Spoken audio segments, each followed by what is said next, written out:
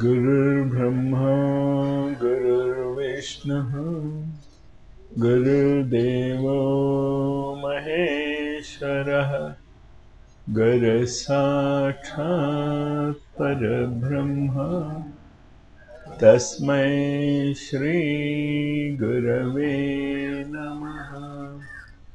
अखण्डमण्डलाकारं व्याप्तं येन चराचरं यत्पदं दर्शितं येन तस्मै श्री गुरवे नमः।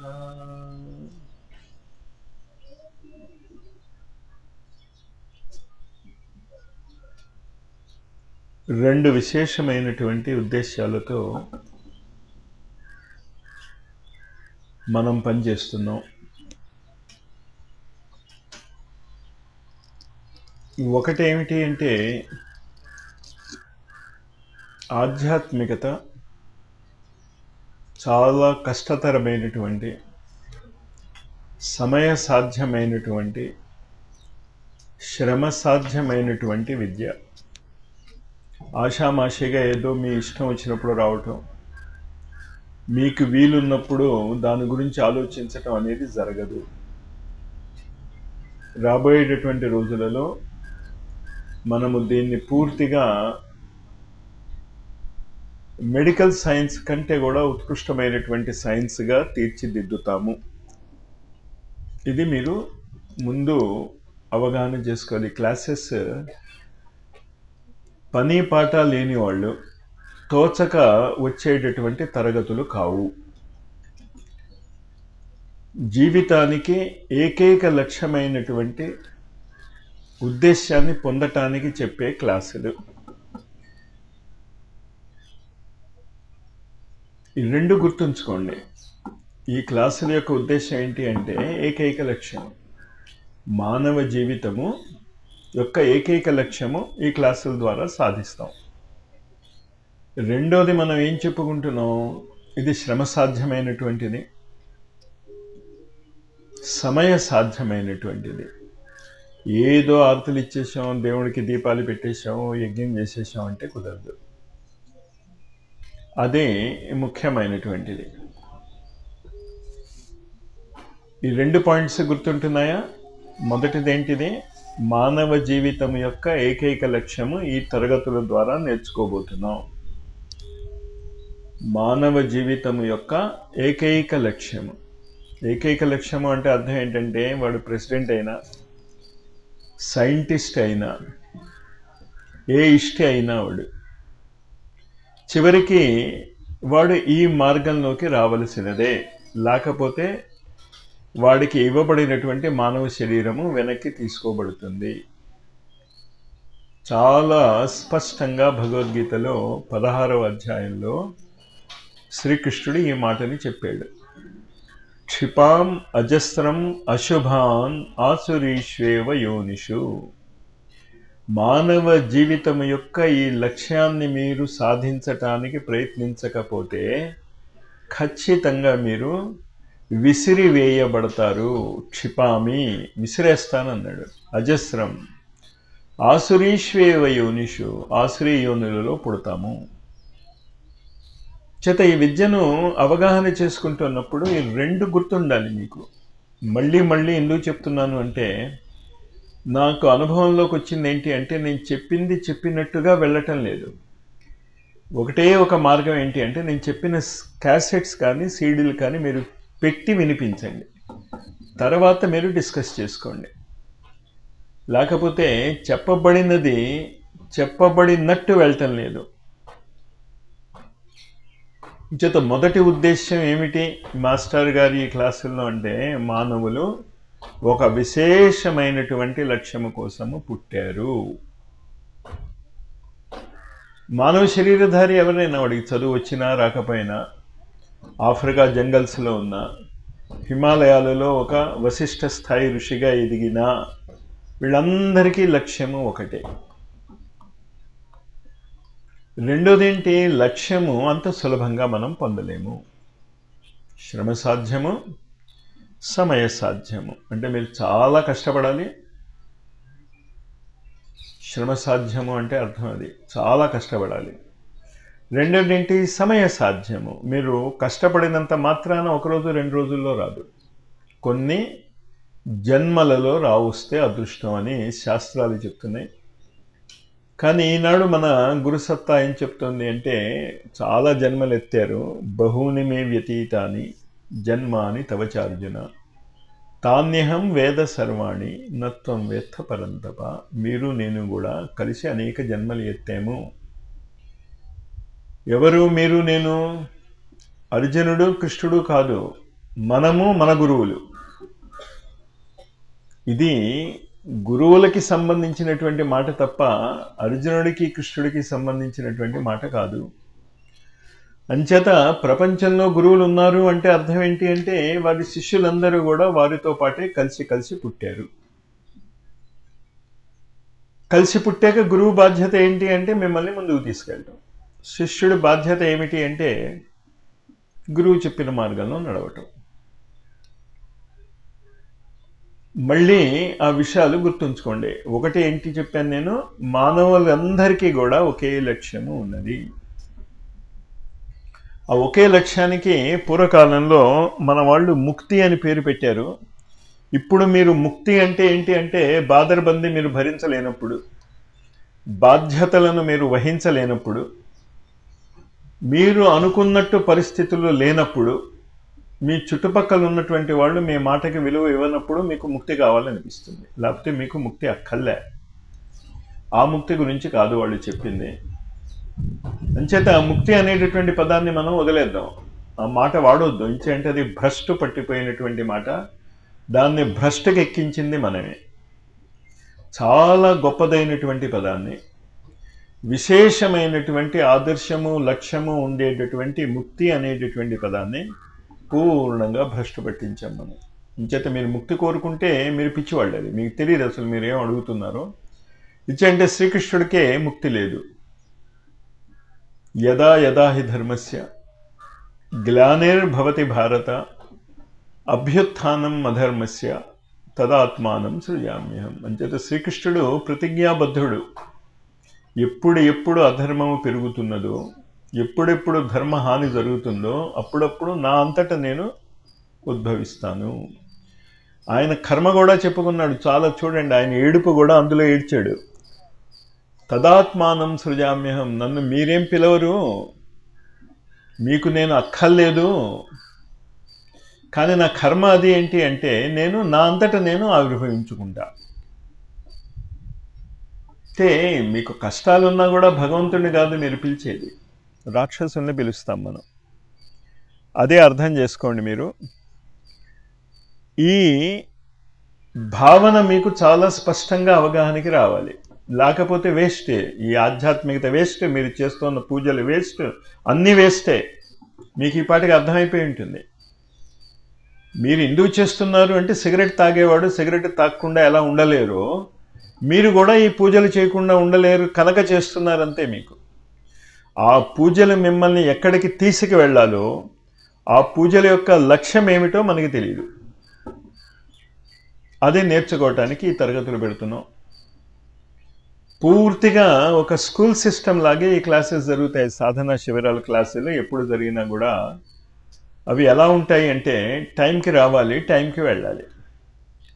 లేట్ కమ్మర్స్ లాగా గుర్తించబడాలి. దానికి తగిన శిక్ష మీరు విధించాలి లేట్ కమ్మర్స్కి.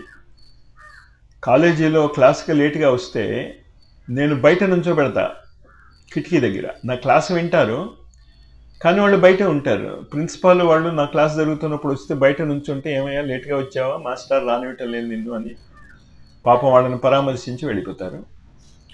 అంచేత కొంచెం మీరు ఈ ఆధ్యాత్మిక జగత్తులో మార్పు తీసుకురండి. నాకు ఇద్దరా ముగ్గురా అనవసరం.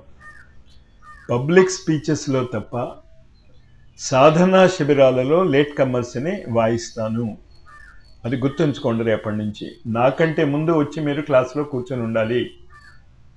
నేను వచ్చాక మీరేదో పోజు కొట్టి నా దగ్గరికి రావద్దు. నేను మాట్లాడుతున్నప్పుడు నా దర్శనం చేసుకోవటానికి నాకు మాట్లాడే వారికి మధ్య ఎవరు రాకూడదు. కొంచెం పద్ధతి అలవాటు చేసుకోండి. చాలా వేషాలు వేశారు మీరు ఆధ్యాత్మిక జగత్తులో. నేర్చుకోదలుచుకుంటే నేను చెప్పినట్టు నేర్చుకోండి. రూల్స్ అర్థమవుతున్నాయి కదా. అందువల్ల మళ్ళీ చెప్తున్నాను ఏమిటో అది అర్థం చేసుకోండి. ఇన్నిసార్లు చెప్పినా మళ్ళీ మొదటికి వస్తుంది. మనము మానవ శరీర ఎందుకు ఏర్పరచుకున్నాము, దాని ఏకైక లక్ష్యం గురించి తెలుసుకోవటానికి ఈ తరగతులు పెడుతున్నాం. దాన్ని ఆధ్యాత్మిక విద్య అంటారు. ఈ విద్య ఎప్పుడో అప్పుడు మానవ శరీరధారి నేర్చుకోవాల్సిందే. అంతవరకు వాడు ఈ చక్రంలో ఇరుక్కుని ఉంటాడు. ఈ చక్రంలో మీరు పూజలు చేయటం వల్ల బయటపడరు, తపస్సులు చేయటం వల్ల బయటపడరు. అదే కరెక్ట్ అయి ఉంటే రావణాసురుడు బయటపడిపోయి ఉండేవాడు. అంత తీవ్రమైనటువంటి తపస్సు చేసినటువంటి రావణాసురుడిని మనం ఏమని పిలుస్తామంటే రాక్షసుడు అని పిలుస్తాం. అంటే మామూలు వ్యక్తి ఏం కాదు, చాలా తపశ్చర్యలు చేశాడు. ఋషుల కంటే కూడా చాలా గొప్ప తపశ్చర్య చేశాడు. వాల్మీకి ఋషి వాక్ రామాయణంలో ఎలా ఫలించింది అంటే, ప్రతిబింబించింది అంటే, ఇటువంటి వ్యక్తి నభూతో నభవిష్యతి. రావణాసురుడు లాంటి సాధకుడు ఇదివరకు ఎన్నడూ పుట్టలేదు, మరి భవిష్యత్తులో పుట్టబోడు. ఋషి చెప్పేటటువంటి కార్యక్రమం అది, వాక్ అది. మరి ఆ రావణాసురుణ్ణి మనం ఏమంటున్నాం? రాక్షసుడు అంటున్నాం, పనికిరానివాడు అంటున్నాం. ఓ విలన్గా, ఓ దద్దమ్మగా తీర్చిదిద్దుతామండి. అంచేత మన పూజలు మీకు ఆధ్యాత్మికత వైపు తీసుకువెళ్తున్నాయి అనే భ్రమ కూడా పోగొట్టుకోండి. ఈ క్లాసుల్లో మీకు భగవంతుడి మీద ఏ విధమైనటువంటి ప్రేమ లేదు. మీకు కావాల్సింది ఏంటంటే ఆయన మీకు ఇచ్చేటటువంటి వరాలు. ఆ వరాలు రావణాసురుణ్ణి పూజిస్తే వస్తాయి అంటే ఈ క్షణం నుంచి మీరు ఈ భగవంతుడిని వదిలేసి గ్యారంటీగా రావణాసురుణ్ణి పూజ చేస్తారు. ఈ మానసికమైనటువంటి పరిస్థితి అర్థం చేసుకోండి. అది అర్థం అవ్వకుండా ఏదో ఒకసారి క్లాసులకు వచ్చేసి ఒకసారి ఏదో సిద్ధి సాయిబాబా మందిరానికి వెళ్ళిపోయాం అనుకుంటే అది మాత్రం భక్తి కాదు. భక్తి కాదు, అది మీకే తెలుసు. ఒకటి తోచక, రెండు కోరికలు తీర్చుకోవటానికి. విద్య నేర్చుకోవటానికి, ఆధ్యాత్మిక విద్య అంటే ఏమిటో తెలుసుకోవటానికి మనము ఈ క్లాసులకి రావటం లేదు. నేను ఆధ్యాత్మిక విద్య నేర్పటానికే ఈ క్లాసులు పెడుతున్నా. ఆ ఆధ్యాత్మిక విద్యనే మానవ జీవితం యొక్క ఏకైక లక్ష్యము అని కూడా గుర్తుంచుకోండి. ఆవు యొక్క జీవితం యొక్క లక్ష్యము, ఏకైక లక్ష్యము ఏమిటి అంటే పవిత్రత. గాడిద జీవితం యొక్క ఏకైక లక్ష్యము ఏంటి అంటే సహనము, ఓర్పుగా పనిచేసుకోవటం. గుర్రము యొక్క ఏకైక లక్ష్యము ఏంటి అంటే మానసిక శక్తిని పెంపొందించుకునుట. అలాగా ప్రతి క్రిమి, కీటక, జంతు, పశు, పక్షాదులన్నిటికీ కూడా లక్ష్యాలు ఉన్నాయి. అలాగే జంతు పరంపరలో కొంచెం గొప్పవాడిని అనుకునే భ్రమలో ఉన్నటువంటి మానవుడికి కూడా ఒక లక్ష్యం ఉంది, ఒకే లక్ష్యం ఉంది. అది అర్థం చేసుకోండి. అనేక లక్ష్యాలు ఏం లేవు. అందుకే దేవతల యొక్క వాహనాలు మీరు అర్థం చేసుకుంటే ఆ వాహనాలను మీరు కనుక ఉపయోగించుకుంటే ఆ దేవతా శక్తి మీ దగ్గరికి వస్తుంది. కరెంటు తీగ కరెంటు యొక్క వాహనం. కరెంటు తీగ లేకపోతే కరెంటు మీ వరకు రాదు. అలాగే ఆ దేవతా శక్తులు మీ వరకు రావాలి అంటే ఆ వాహనాలు ఉండాలి. అది కూడా మనకు తెలియదు, ఏది ఏ వాహనం, ఆ వాహనాన్ని ఎలా ఉపయోగించుకోవాలి. ఒక చోట నుంచి ఒక చోటకి వెళ్ళటానికి వాహనం ఉపయోగించుకుంటాం. కారు ఉంది, ఇంటి నుంచి బయలుదేరుతాం, ఆశ్రమానికి వస్తాం, వాహనం. అలాగే దేవతల యొక్క వాహనాలు ఉన్నాయి. దేవతల దగ్గర నుంచి మీ హృదయాంతరాలలోకి రావటానికి కావలసినటువంటి శక్తి ధార ఆ వాహనము ద్వారా వస్తుంది. దాని పేరే వాహనం. వాహనము అంటే వహించేది అని అర్థం. ఆధ్యాత్మిక విద్య యొక్క ఈ రహస్యాలను తెలుసుకోవటానికి మొదటి కండిషన్ ఏంటి అంటే, సాధనా శిబిరాలు మీరు యూనివర్సిటీ క్లాసెస్ లెవెల్లోనే కండక్ట్ చేయాలి.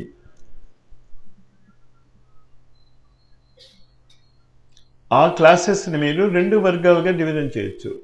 సీరియస్గా టైంకి వచ్చి వినేవాళ్ళని ముందు కూర్చోబెట్టండి. ఊసుపోక వచ్చేవాళ్ళని కనీసం 10 అడుగులు గ్యాప్ ఇచ్చి వెనకాతలు కూర్చోబెట్టండి. కలపకండి, పేడ బెల్లం ఏకం చెయ్యొద్దండి. నేర్చుకోండి విధానాన్ని. అర్థమవుతుంది కదా. క్లాసుకు వచ్చేవాళ్ళు నాకంటే ముందు వచ్చి కూర్చోవాలి. ముందు వచ్చి కూర్చోవాలి, తిరుగుతూ ఉంటే కుదరదు. అప్పటికే మైక్ అరేంజ్మెంట్ అన్నీ అయిపోవాలి. నేను వచ్చాక మీరు టిక్కులు టక్కులు చేయటానికి పనికిరాదు. ఈసారి అలాంటి పరిస్థితి ఉంటే నేను క్లాస్ తీసుకోకుండా వెనక్కి వెళ్ళిపోతాను. అదే మీకు సుఖకరం అవుతే నో ప్రాబ్లం. పద్ధతి లేదు మీకు. అది ఒకటి క్లాస్ యొక్క ఆవేదన లేదు, 2 భయం లేదు. మరంచేత చచ్చినట్టు ఆ భయాన్ని నేను కల్పింపజేయాలి. సాధనా శిబిరాలలో క్లాసు జరిగితే ఆ క్లాసులో సాధకులకి విశేషమైనటువంటి గౌరవము, మాస్టారు వీళ్ళకి విశేషమైనటువంటి విలువ ఇస్తున్నారు అని వచ్చేవాళ్ళకి తెలియాలి. తెలియాలి అంటే ముందు మీ ప్రవర్తన దానికి అనుగుణంగా ఉండాలి. సాధకులు కాని వాళ్ళేమో టైంకి వచ్చేసి సాధకులు లేటుగా వచ్చినా కుదరదు. కొంచెం ఈ నియమాలు చాలా జాగ్రత్తగా అర్థం చేసుకోండి. చాలా స్ట్రిక్ట్గా రేపటి నుంచి నేను ఈ నియమాన్ని పాటింపజేస్తాను. నాతో మీరు రావటం కాదు, నాకంటే చాలా 1 గంట ముందైనా మీరు ఇక్కడ ఉండే ఏర్పాట్లు చూసుకోవాలి. నాతోనే మీరు రాదలుచుకున్నారనుకోండి, ఒక కండిషన్ అప్పుడు ఏంటి అంటే, నా బదులు మీరు క్లాస్ తీసుకోండి, నేను వింటా. నాకే అభ్యంతరం లేదు, నేను చెప్పింది వినాలని రూల్ ఎక్కడుంది? 2 పాయింట్స్ మళ్ళీ చెప్పాను, అర్థమైంది కదా. ఏకైక లక్ష్యము శ్రమ, సమయ సాధ్యము, ఆధ్యాత్మికత. మళ్ళీ అది చెప్పినా మళ్ళీ రేపు పొద్దున్నకి మళ్ళీ ఇంకో మాట చెప్పటం నేను వింటున్నాను. నేను అంచేత ఇదొకటే ఇక్కడ చెప్తే సీడీ, ఆ సీడీలు మాత్రమే వినండి. నేను ఎన్నిసార్లు చెప్పినా మీకే లాభం. అది ఎట్టి పరిస్థితుల్లోనూ మీరు స్వయముగా చెప్పటానికి ప్రయత్నించవద్దు.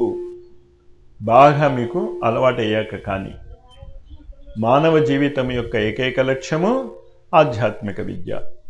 ఆ ఆధ్యాత్మిక విద్య సమయ సాధ్యము, శ్రమ సాధ్యం. మా అబ్బాయి ఇంజనీర్ అవ్వాలని పుట్టగానే అనుకుంటే ఏమైపోడు. మొట్టమొదట ఏం చేయాలి మీరు? వాడికి తిండి బట్ట 17 ఏళ్ల పాటు మీరు వాడికి ఇవ్వాలి. మీరు తిండి పెట్టాలి, వాడికి బట్ట ఇవ్వాలి. వాడికి మధ్యాహ్న అనారోగ్యం అది ఏదైనా చేస్తే ఆ అనారోగ్యానికి కావాల్సినటువంటి సదుపాయాలు చేయాలి. సమయము 17 ఏళ్ళు పడుతుంది.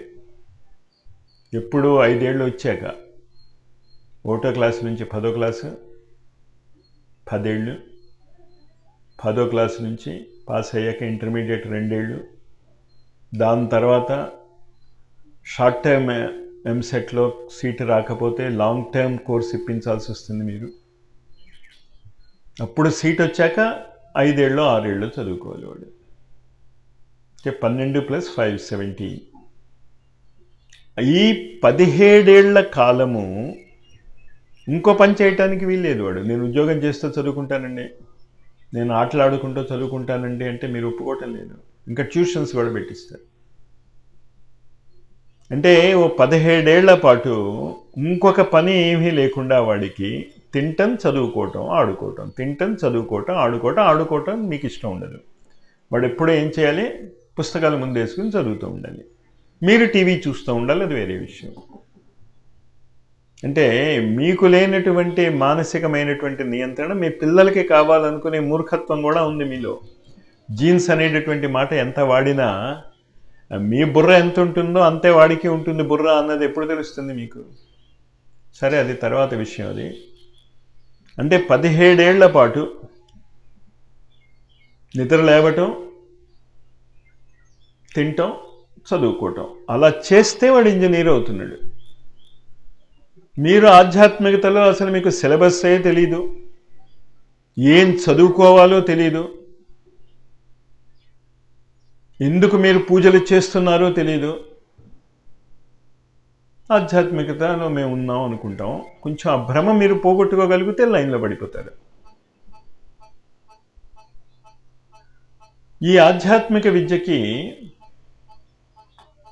2 మార్గాలు ఉన్నాయి. ఒక మార్గము ఏంటి అంటే మనమేమీ చెయ్యం, గురువే అంతా చేస్తాడు. దాన్ని పిల్లి మార్గం అనుకుందాం. పిల్లి ఏం చేస్తుందంటే తన పిల్లల్ని అదే పెట్టుకుని ఎక్కడో పెడుతుంది. పిల్ల ఏం చేయదు, తల్లే అంతా చేస్తుంది. రెండవది కోతి మార్గం. పిల్లి మార్గము. రెండవది కోతి మార్గం. కోతి మార్గంలో కోతి ఏం చేయదు, పిల్ల కోతిని పట్టుకుని వేళ్లాడుతూ ఉంటుంది, ఏమీ పట్టించుకోదు కోతి. ఈ 2 మార్గాలు. ఈ 2 మార్గాల ద్వారా రాబోయేటటువంటి 1 సంవత్సర కాలంలో భారతదేశము ఆధ్యాత్మిక విద్యలో ప్రపంచానికి మార్గదర్శనము చేయబోతున్నది. ఇది ఒక గ్యారంటీడ్ ప్రిడిక్షన్. ఇది 2006 మీరు వింటున్నారు. రేపు 2007 ఈ క్లాసెస్ జరుగుతూ ఉంటే అప్పుడు అక్కడికి వచ్చినటువంటి వాళ్ళ ద్వారా మీకు ఏమర్థం అవుతుందంటే, ఓహో, ఆధ్యాత్మిక విద్య అంటే ఇదా, 1 సంవత్సర కాలంలో వీళ్ళు ఇంత ముందుకు వచ్చారా అన్నది అర్థం అవుతుంది. అర్థం అవటమే కాకుండా మనము నేర్చుకుంటూ ఉన్నటువంటి ఈ విద్య నేర్చుకుంటానికి ప్రపంచంలో ఉన్నటువంటి అనేక మంది వ్యక్తులు భారతదేశం వైపు బారులు తీరి మాకు సీట్ ఇవ్వండి అంటే మాకు సీట్ ఇవ్వండి అనేటటువంటి పరిస్థితి వస్తుంది. మనము చేసినా చేయకపోయినా, మనము ఉన్నా ఉండకపోయినా జరిగేది అది. ఇంతవరకు అర్థమైంది కదా ఏం చెప్పాను? మానవ శరీరము కేవలము ఆధ్యాత్మిక విద్య నేర్చుకోవటానికి ఇవ్వబడినది. ఈ ఆధ్యాత్మిక విద్య 1 రోజు 2 రోజుల్లో రాదు. ఇంజనీరింగ్, మెడిసిన్ అది మీరు ఎలాగ కష్టపడి చదువుకుంటున్నారో అలా కష్టపడి చదవవలసి ఉంటుంది. ఇది ఇంతవరకు నేను చెప్పింది. ఈ విద్య ఇంకా అతి త్వరలో ప్రపంచానికి చాలా విశేషమైనటువంటి విధానాల ద్వారా అందజేయబడుతుంది. మనము ఊహించనటువంటి విధానాలు కూడా ఉంటాయి. ఇప్పటికే మనం కంప్యూటరు ఇవి చూసి కన్ఫ్యూజ్ అవుతున్నాం. ఇంకా కొత్త కొత్త విధానాలు ఈ ఆధ్యాత్మిక విద్య చెప్పటానికి వస్తాయి. ఇది ఇంట్రొడక్షన్ అన్నమాట. ఇంతవరకు స్పష్టంగా అర్థమైంది కదా. ఇంకా నెక్స్ట్ ఏం చెప్పాను అంటే, ఈ ఆధ్యాత్మిక విద్యను 2 రకాలుగా నేర్చుకోవచ్చు. ఒకటి ఏంటి అంటే మీరు సాధనలు చేసి సాధించవచ్చు. రెండవది ఏంటి అంటే మీరు మొత్తము సమర్పణ చేసేసుకుని మీ శరీరాన్ని, మనస్సుని, బుద్ధిని, మనోవాక్కాయ కర్మలను ఆధ్యాత్మిక శక్తికి అందజేసి మీరు ఇంకా లొంగి ఉండటమే. మీరు చేయాల్సిందేం లేదు, ఇంకా చేసేదేదో ఆ ఆధ్యాత్మిక శక్తి చేస్తుంది. నేను ఆ 2 విధానాలు మీకు అందించబోతున్నాను. అందులో మొదటి విధానాన్ని భాగవత విధానము లేక భగవద్గీత విధానము అంటాం. అంటే ఇదేం విధానం? పిల్లి. ఇంకా శ్రీకృష్ణుడికి అప్పచెప్పేస్తాం మనం మన జీవితాలను. ఇంకా శ్రీకృష్ణుడికి అప్పచెప్పాక దయచేసి కోరికలు కోరకండి. కోరేటటువంటి వాడికి ఈ విధానం ఉపయోగపడదు. అది చాలా అర్థం చేసుకోండి. వినటానికి చాలా సులభంగా ఉంది. నేను చేసేది ఏముంది, అంతా శ్రీకృష్ణుడే చేస్తాడు అన్నప్పుడు మీరు నోరు మూసి కూర్చోండి. ఇంకా ఏం జరిగినా కూడా మీరు నోరెత్తకండి. ఆ మానసిక స్థితి మీరు తెచ్చుకోగలిగితే భగవద్గీత విధానం మీకు ఉపయోగపడుతుంది. ఆ విధానానికి సంబంధించినటువంటి ఒక విశేషమైనటువంటి సమూహాన్ని తయారు చేసుకుంటున్నాను నేను. వారిని నేను కోరింది ఏంటి అంటే, మీరు శ్రీకృష్ణుడి యొక్క ఈ రథసారథి తత్వము ప్రపంచానికి అందజేయండి.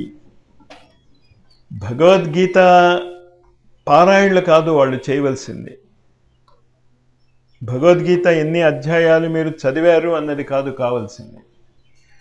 మీకు మీ జీవితానికి శ్రీకృష్ణుడు రథసారథి కావాలి అనేటటువంటి యావ మీకు ఉంటే ఈ మార్గం మీకు చాలా సులభమైనటువంటి మార్గం.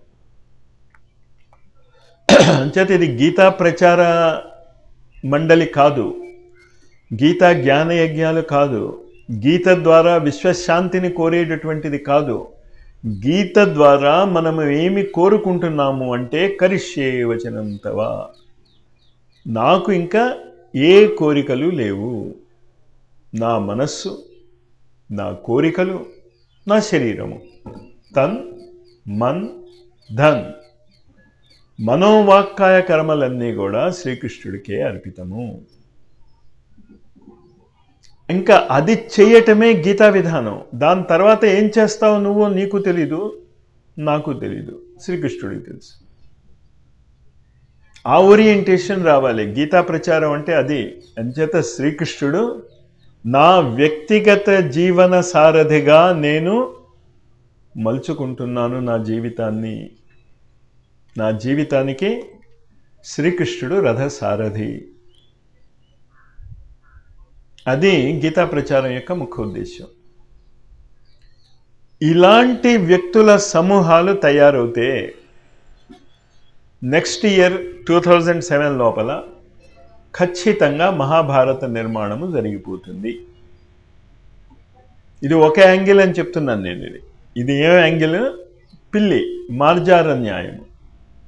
పిల్లి పిల్లలాగా తల్లి ఎక్కడ ఉంచితే అక్కడ ఉంటాను నేను.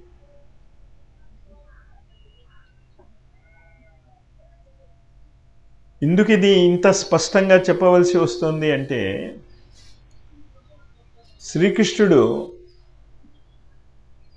గీతా శ్రేయోహం తిష్టామి త్రీన్ లోకాన్ పాలయామ్యహం, గీతా జ్ఞానముపాశ్రిత్య త్రీన్ లోకాన్ పాలయామ్యహం. భగవద్గీత యొక్క జ్ఞానాన్ని ఉపయోగించుకుని నేను 3 లోకాలను పాలిస్తున్నాను అంటాడు. మరి శ్రీకృష్ణుడేమో ఆ భగవద్గీతను ఉపయోగించుకుని 3 లోకాలను పాలిస్తూ ఉంటే, మీరు మీ కుటుంబాన్ని సవ్యంగా పెంచుకోలేకపోతున్నారు భగవద్గీత దగ్గర ఉంచుకుని. అంటే అర్థం ఏంటి? మీకు అర్థం కాలే ఆ విద్య. అర్థం కానప్పుడు ఆ విద్య ఏమిటో నేర్చుకోవటానికి ప్రయత్నం చేయాలి తప్ప ఇలా పిచ్చి పిచ్చి పారాయణలు చేసుకుంటే ఏం లాభం? అందువల్ల చాలాసార్లు నేను మీకు చెప్పేది ఏంటి అంటే, మీరు ఆ సాధనలు మొదలెట్టే ముందు దాని మహాత్మ్యం చదవాలి. చేత గీతాపారాయణ చేసే వాళ్ళందరికీ కూడా నేను చెప్పేది ఏంటంటే, ముందు పృథ్వీ శ్రీకృష్ణుడు ఏం మాట్లాడుకున్నారు. పృథ్వీ అంటే మీరు. మిగతా జంతువులకి భాష రాదు కదా. ఓ ఆవు దగ్గరకో, ఓ కుక్క దగ్గరకో, పంది దగ్గరకో వెళ్ళి శ్రీకృష్ణుడు అర్జునుడు ఇలా మాట్లాడుకున్నారు అంటే ఏం లాభం? మనకి లాభం ఉంది. శ్రీకృష్ణుడు అర్జునుడు ఎందుకు అలా మాట్లాడుకున్నారు అంటే, దాని మీద ప్రారబ్ధ కర్మతో ప్రారబ్ధాన్ని అనుభవిస్తున్నటువంటి వ్యక్తికి భక్తి రాదు కదా. పృథ్వీ అడుగుతుంది, ప్రారబ్ధం భుంజమని.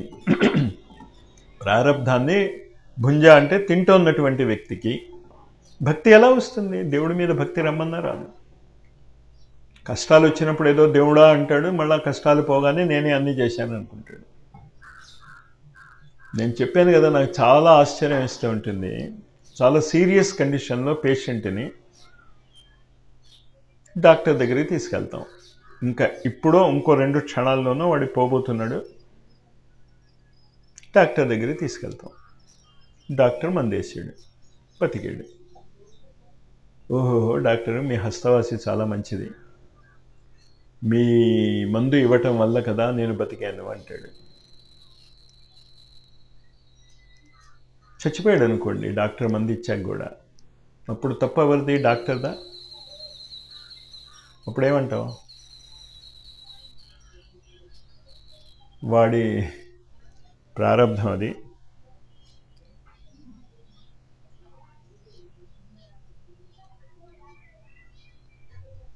చనిపోయాడు అంటాం. బతకటం మాత్రం వాడి ప్రారంధం కాదా? అది డాక్టర్ గొప్ప. భావం అర్థమవుతుందా? డాక్టర్ని కించపరచటంలే, నాకు బాధ వస్తే మందు వేసుకుంటా, కానీ డాక్టర్ మందు పనిచేయాలి అన్న ప్రారంధం ఉండాలి. బతికే ప్రారంధం లేకపోతే, బతికే అదృష్టం లేకపోతే చనిపోతామని మన భారతీయుల విశ్వాసం. అంచేత బతకటము నీ ప్రారంధమే, చావటము నీ ప్రారంధమే. కానీ మన భాష ఎలాగ తప్పుడు దవ్వ పడుతుందో చూసారా? బతికితే మాత్రం డాక్టర్ వల్ల బతికాడు, చస్తే మాత్రం పాపం భగవంతుడి వల్ల తెచ్చాడు. అదే అడుగుతుంది భగవద్గీత మాహాత్మ్యములో. పృథ్వీ గ్రహము మన గురించి, తన పిల్లలైన మన గురించి శ్రీకృష్ణుని అడుగుతుంది. భగవన్ పరమేశైన భక్తి వ్యభిచారిణి, అవ్యభిచారిణి అయినటువంటి భక్తి నాకు, నా పిల్లలకి ఎలా వస్తుంది? ప్రారంధంతో ఇరుక్కుని ఏడుస్తున్నారు వాళ్ళు. ఇంకా ప్రారంధం నుంచి వాళ్ళు బయట పడగలిగితే కదా భక్తి వచ్చేది. ప్రారంధం నుంచి వాళ్ళు బయటపడలేరు. అప్పుడు శ్రీకృష్ణుడు, విష్ణువు ఈ భగవద్గీత గురించి చెప్తాడు, దాని మహాత్మ్యం గురించి చెప్తాడు. అంటే ప్రారబ్ధ కర్మలు తొలగిపోయి మీకు శ్రీకృష్ణుడి యొక్క రథసారథ్యం కావాలి అనుకుంటే గీతని పట్టుకోవాలి, మీరు భగవద్గీతని పట్టుకోవాలి. ఎన్ని వేషాలు వేస్తున్నారు అంటే, నేను మొన్న ఒక ఊరికి వెళ్ళినప్పుడు భగవద్గీతలోని 15 ముఖ్యమైన శ్లోకాలు నేను పట్టుకున్నాను సార్, ఈ 15 శ్లోకాలు చదివితే చాలు అన్నాడు. మీకు చెప్పేస్తే మంచిదేమో ఆ 15 శ్లోకాలు. 700 శ్లోకాలు వేదవది ఎక్కడ చదువుతాం? ఒక పక్క శ్రీకృష్ణుడు ఏం చెప్తున్నాడు అంటే, 700 శ్లోకాలలోనూ 3 లోకాలను పరిపాలించేటటువంటి జ్ఞానాన్ని నేను పొందాను. తను కూడా భగవద్గీత నుంచే పొందాడు ఆ జ్ఞానాన్ని. అంచేత శ్రీకృష్ణుడికి వ్యాసుల వారికి తెలియదనమాట 700 శ్లోకాలు రాయకూడదు, 15 శ్లోకాలు రాస్తే చాలు, పాపం వీళ్ళకి చదువుకోవటానికి టైం లేదు. ఇంజనీరింగ్ కాలేజీ బుక్స్ మీరు ఎప్పుడైనా కొంటే చూస్తే ఇంతలా పుస్తకాలు ఉంటాయి, అందులో 200 పేజీలు 300 పేజీలు ఒక చాప్టర్ ఉంటుంది, ఒక అధ్యాయం. అధ్యాయం అంతా అయిపోయిన తర్వాత సమ్మరీ అని రాస్తాడు. అంటే అధ్యాయంలో ఉన్నటువంటి ముఖ్యమైనటువంటి విషయాలని 3-4 పాయింట్స్ రాస్తాడు. ఇంచేత ఇంజనీరింగ్ చదివే కుర్రాడు ఇంత పెద్ద పుస్తకాన్ని నేను ఎక్కడ చదువుతాను, ఆ సమ్మరీ చదివితే చాలు అనుకుంటే పాస్ అవుతాడా? సమ్మరీ ఎప్పుడు చదవాలి? మీకు ఆ విషయం అంతా వచ్చేసాక, మీకు పరిపూర్ణంగా ఆ విషయం అర్థమయ్యాక, మొత్తం విషయం గుర్తు తెచ్చుకోవటానికి ఆ ముఖ్యమైన పాయింట్స్ చదువుతారు మీరు. అంటే ఆ పాయింట్స్ చదివితే మొత్తం గుర్తొస్తుంది మీకు. ఇంచే అంటే మొత్తం చదివి ఉన్నారు కనుక.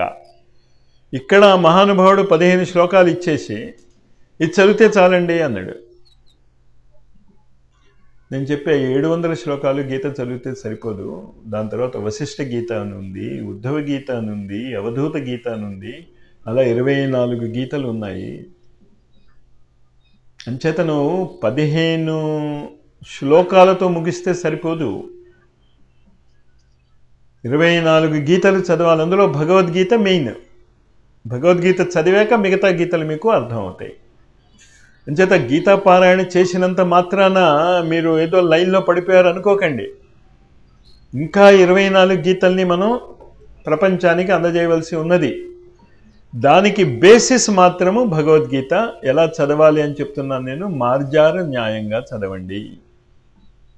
అంటే ఏంటి? మీరు గీత కనుక చదవటం మొదలెడితే మీ మనస్సులో రావాల్సినటువంటి పరిపక్వత ఏమిటి అంటే, ఇంకా నేను ఏమీ కోరను, నా మొత్తము జీవితాన్ని శ్రీకృష్ణుడికి సమర్పించాను, నీ కుటుంబ బాధ్యత కాదు, నీ వ్యక్తిగత జీవితాన్ని శ్రీకృష్ణుడికి సమర్పిస్తావు. శ్రీకృష్ణుడు వేణు ఊదితే గోపికలు ఏం చేసేవారు అని రాస్తారు అంటే, అక్కడ భర్తకి కాళ్ళు పడుతున్నటువంటి ఆవిడ అలా కాళ్ళు వదిలేసి వెళ్ళిపోయిట. ఆవు పాలు పిండితో ఉన్నటువంటి గోపిక ఆవు పాలు పిండటాన్ని వదిలేసి అలా వెళ్ళిపోయిట. పిల్లవాడికి పాలు ఇస్తున్నటువంటి తల్లి పిల్లవాడికి పాలు ఇవ్వటం మానేసి వెళ్ళిపోయిట. కుటుంబ సభ్యులకి భోజనం వడ్డిస్తున్నటువంటి ఆమె వడ్డించటం ఆపేసి వెళ్ళిపోయిట. గోపస్త్రీ పరివేష్టితో అంటే ఆ లక్షణాలు ఉన్నటువంటి వాళ్ళు మాత్రమే శ్రీకృష్ణుడి దగ్గరికి రాగలరు అని అర్థము. మీరు ఏదో పిచ్చి పిచ్చి ఊహలు వేస్తారు. గోపికల యొక్క ఈ లక్షణం గురించి చెప్పాడు అక్కడ వ్యాసుడు. అటు శ్రీకృష్ణుడు పిలుపు వినిపించింది, నువ్వు ఏ పని చేస్తూ ఉంటే ఆ పని మధ్యలో వదిలేయాలి. నువ్వు ఉండు, ఈ పని పూర్తి చేసుకుని వస్తాను అంటే ఎట్ట కుదురుతుంది? దానికి ఒక ధ్యాన శ్లోకం ఉంది, కస్తూరి తిలకి లలాట ఫలకి. అది మీరు నిరంతరము ధ్యానము చేసుకుంటూ శ్రీకృష్ణుడి యొక్క అటువంటి గోపికలలో నేను ఒకణ్ణి, అందుకు ఆ ధ్యాన శ్లోకం. అంటే ఆ గోపిక ఎలా ఉండాలి?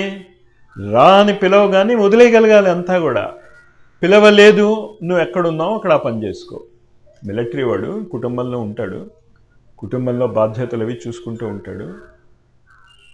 టెలిగ్రాము ఫోన్ కాల్ వస్తుంది, నాయన కమాన్ టు ద ఫ్రంట్ అని. అంటే ఏమంటాడు? ఉండండి, ఒక చిన్న పని ఉంది, మా అమ్మాయి పెళ్లి చేసి వస్తాను.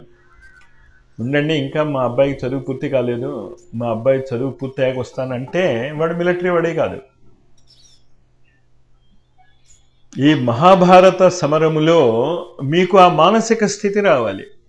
ఆ మానసిక స్థితి వచ్చేస్తే మిగతాది ఆయనే చూసుకుంటాడు. ఆ మానసిక స్థితి రావాలి. నన్ను పిలవలేదు మాస్టర్ అని చాలామంది అడిగారు, పిలిస్తే నేను వెళ్ళిపోతాను అన్నాడు. పదవితే నాతో వచ్చే అన్నాడు, ఒక్కడు రాలే. ఇంకా శ్రీకృష్ణుడు పిలిస్తే ఏమొస్తుంది? చిన్న చిన్న వాటికి పిలవడు కదా శ్రీకృష్ణుడు, పిలిచేది ఏదో మహాభారత యుద్ధానికే పిలుస్తాడు. అంతవరకు పాండవుల్ని కూడా మీరు అడుక్కు తినండి, భిక్ష ఎత్తుకు జీవించండి, యుద్ధం చేసేటప్పుడు నేను పిలుస్తాను అన్నాడు. అంతవరకు శ్రీకృష్ణుడున్నా కూడా విరాట్ పర్వంలో, విరాట్ కొలువులో సేవ చేస్తూ జీవించి వచ్చింది. ఏకచిత్రపురంలో అడుక్కుంటూ జీవించవలసి వచ్చింది. అలాగే మనము మన కుటుంబాలని అలాగా ఆలోచించి, ఆ పిలుపు వచ్చినప్పుడు మేము వెళ్ళిపోతాం, మేము వెళ్ళలేం మాస్టరు. ఆ ధైర్యము కూడా శ్రీకృష్ణుడే ఇస్తాడు మీకు. ఆ ఆర్తితో పిలవటం రావాలి. ఆ శ్లోకం ఒకటి ఉంది, నేను అందరికీ చెప్తూ ఉంటానది. కార్పణ్య దోషోపహత స్వభావ పృచ్ఛామి త్వాం ధర్మ సమ్మూఢచేతా యశ్రేయస్యా నిశ్చితం బ్రూహి తన్మే శిష్యస్తేహం షాధిమాంతాం ప్రపన్నం. శ్లోకం చదువుతూ కూర్చోకండి, ఆ శ్లోకంలో ఉన్నటువంటి భావం మీకు రావాలి. నాకు ఈ ఆధ్యాత్మిక విద్య చదువుతున్న వాళ్ళని చూస్తూ ఉంటే, ఆ శ్లోకాలు చదువుతున్న వాళ్ళని చూస్తూ ఉంటే నాకు అర్థం కాదు అసలు వాళ్ళు ఏమనుకుంటున్నారు అని. ఇంజనీరింగ్ కాలేజీలో మీరు టెక్స్ట్ బుక్ చదువుతూ ఉంటే మీకు అర్థం కాకపోతే మళ్ళీ మళ్ళీ చదువుతారు అర్థం అవటానికి. అర్థమైంది అంటే అర్థం ఏంటి? టెక్స్ట్ బుక్లో చెప్పింది మీరు చేయగలగాలి. మెడిసిన్ చదువుతున్నారు, టెక్స్ట్ బుక్ చదువుతున్నారు, ఖండతా పడితే ఏం లాభం? టెక్స్ట్ బుక్ ఏం చేయగలగాలి మీరు? ఆ అవసరం వచ్చినప్పుడు, ఆ రోగి మీ దగ్గరికి వచ్చినప్పుడు ఆ టెక్స్ట్ బుక్లో చదివింది మీకు గుర్తు రావాలి. గుర్తు వచ్చి దాన్ని మీరు ధైర్యంగా ఆచరింపగలగాలి. లేకపోతే ఎందుకు ఆ చదువు, ఎందుకు ఆ గీతాపారాయణ? కానీ ఒకరోజు 2 రోజుల్లో డాక్టర్ అవ్వడు. అంటే చదవండి, మీరు పారాయణలు చేయండి. కానీ ఆ పారాయణలు చేస్తున్నప్పుడు అసలు అక్కడ ఏం చెప్పాడు? బ్రహ్మ విద్యాయాం యోగశాస్త్రే శ్రీకృష్ణార్జున సంవాదే అర్జున విషాద యోగో నామ. ప్రతి శ్లోకానికి కూడా బ్రహ్మ విద్యాయాం, ఇందాక నేను చెప్పానే ఏకైక లక్ష్యము ఆధ్యాత్మిక విద్యని భగవద్గీతలో బ్రహ్మ విద్య అన్నాడు. బ్రహ్మ విద్యాయాం యోగశాస్త్రే, అదొక విజ్ఞానం, అదొక సైన్స్. సైన్స్ అంటే ఏంటంటే నీకు నమ్మకం ఉన్నా లేకపోయినా అక్కడ చెప్పింది చేస్తే వస్తుంది. నీకు నమ్మకం ఉండక్కర్లే, అక్కడ నీకు తెలియాల్సిన పనులే ఏం చేయాలో. హైడ్రోజను నీరు, ఇలాంటి పరిస్థితుల్లో హైడ్రోజను ఆక్సిజన్ ఇలాంటి పరిస్థితుల్లో కలిపితే నీరు వస్తుంది. మీరు పుస్తకంలో చదివారు. చదివాక మీరు అలాగే చేశారనుకోండి, నీరు వస్తుంది మీకు. అది శాస్త్రము అంటే, సైన్స్ అంటే అర్థం అది. అంచేత యోగ శాస్త్రే అంటే అర్థం ఏంటంటే అందులో చెప్పినట్టు నువ్వు చేస్తే నీకు ఫలితాలు రావాలి. మరి అందులో చెప్పింది మనం ఎక్కడ చేస్తున్నాం? మొట్టమొదట అందులో చెప్పింది ఏంటి అంటే, నువ్వు నోరు మూయి అన్నాడు శ్రీకృష్ణుడు. పండితుడిలాగా మాట్లాడుతున్నావు నువ్వు, కానీ నువ్వు పండితుడు ఏం కాదు, నోరు మూయి అన్నాడు. ఇంచేత ముందు మనం నోరు మూసుకోవటం నేర్చుకోవాలి. గీత మనం చేస్తున్నప్పుడు ఇంకోళ్ళకి చెప్పాము, మనము చెప్పుకోం. ఇంచేత మొట్టమొదటే అర్జునుడు శ్రీకృష్ణుడికి ఉపదేశం చేస్తాడు. ఈ యుద్ధం జరిగితే ఎంత కొంపలు అంటుకుపోతాయి, ఏమేమి అయిపోతుంది, అసలు ఇలా చేయకూడదు, మొత్తము మన కట్టుదిట్టాలు కట్టుబాట్లు నియమాలు అన్నీ కూడా వర్ణసంకరం అయిపోతాయి. నువ్వేంటిట చెప్పేది యుద్ధం చేయమని?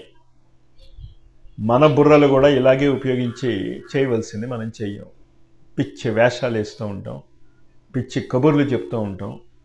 మేము లేకపోతే నా కుటుంబం ఏమైపోతుంది. ఇందాక నేను చెప్పాగా, డాక్టర్ కూడా చచ్చిపోతున్న పేషెంట్ని డాక్టర్ కాదు బతికించింది, వాడి ప్రారంభం బతికించింది. నువ్వేంటిట నీ కుటుంబాన్ని పోషించేది, నీ కుటుంబానికి మార్గదర్శనం చేసేది? నిన్ను శ్రీకృష్ణుడు అక్కడ పెట్టాడు కుటుంబంలో, నీకు ఆ బాధ్యత ఇచ్చాడు కనుక చేసుకుంటూ ఉండు ఆయన పిలుపు రానంత వరకు. ప్రహసన్నివ భారత అంటాడు. అందుకే నవ్వుతాడు శ్రీకృష్ణుడు అర్జునుడిని చూసి. పండితుల్లాగా మాట్లాడుతున్నావు కానీ నువ్వు మాట్లాడేది ఏం పాండిత్యం లేదంటాడు.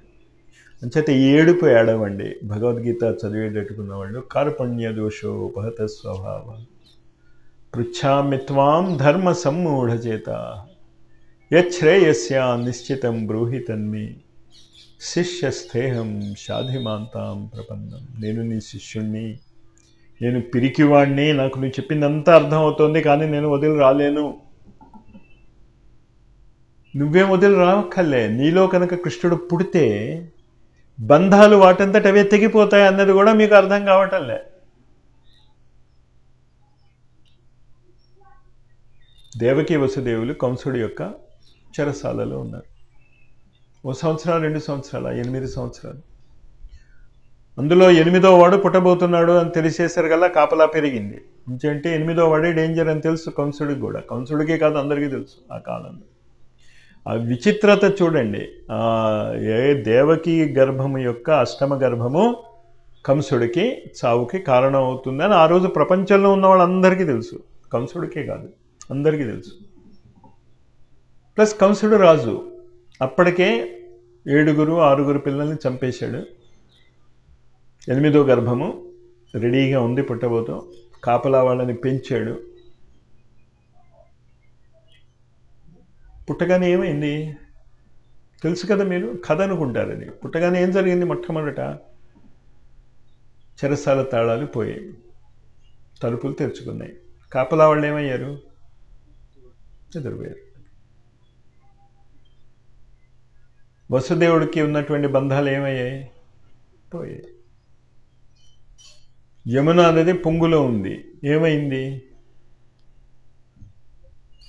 కాలినడక మీద వెళ్ళాడు కదా. చమత్కారం జరుగుతుంది మీ జీవితాలలో కూడా. మీరు నిజంగా అవి బంధాలు అనుకుంటే తెగుతాయి. మీకు పోకూడదని పట్టుకుని ఉంటే అవడేం చేస్తాడు? చేత మీరు తెంపుకోకల్లే. మీ లోపల ఉన్నటువంటి ఆ దివ్యత్వము కనుక ఆవిర్భవిస్తే అంత పెద్ద చెరసాల బంధాలే పోతే మీకున్న బంధాలు ఏంటి? అసలు మీకు ఇష్టం లేకుండా చేస్తున్నారు. మీరు చాలామందికి ఏమీ ఇష్టం లేదు, కానీ మీకు ఇంకో పని చేసే దమ్ము లేక ధైర్యము లేక ఇంకో చోటకి వెళ్ళలేక మీ కుటుంబాలను ఉన్నారు అన్నది కొన్ని వేల కుటుంబాలను చూసి నేను ఖచ్చితంగా చెప్పగలను. మీకు అవకాశమే రావాలి కానీ కుటుంబాన్ని వదిలేసి ఎప్పుడో పారిపోతారు. అన్ఫార్చునేట్ ఏంటంటే ఇంతకంటే ఇక్కడ సుఖంగా ఉందిలే, ఏదో ఒకటి. A known devil is better than an unknown god అని. తెలిసిన భూతమే మంచిదిలే తెలియని దేవుడి కంటే. చేత మీ బంధాలు తెగటం చాలా ఈజీ. అటువంటి బంధాలే తెగిపోతాయి. శ్రీకృష్ణుడు మీ హృదయములో ఆవిర్భవిస్తే. కండిషన్ ఏంటి?